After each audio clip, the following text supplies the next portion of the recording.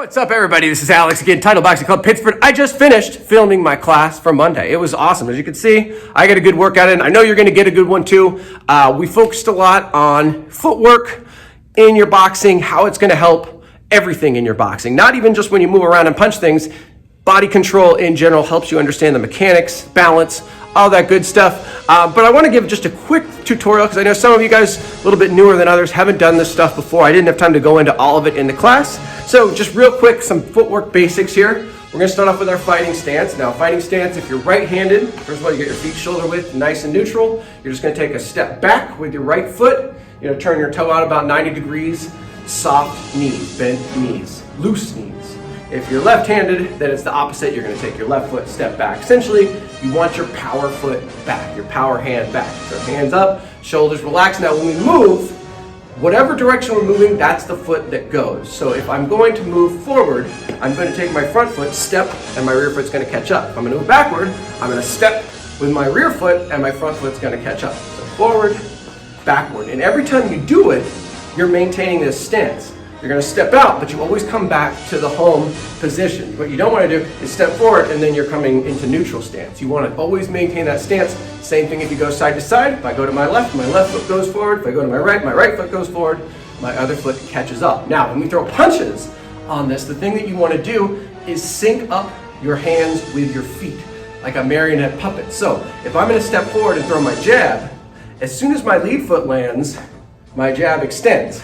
Now I'm a little wide here, so part two is just bringing my rear foot in, just like I would if I were to step forward. It's the same thing, you step and jab forward. So as soon as that foot lands, so does that fist. If I'm gonna throw a jab cross, exact same thing, step forward, jab, cross. As my right foot, my rear foot catches up, that's when I rotate into that cross, extend that arm. You don't wanna get you march when you punch, but it can actually be a good way to help you get that coordination between your feet and your hands. In class, we're not going to do a lot of moving backwards and punching, then everything gets reversed.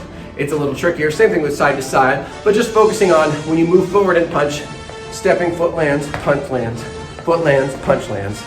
Keeping that good form and always maintaining that fighting stance, not letting your feet get too close together. That's another thing I see sometimes when people are stepping forward and throwing punches.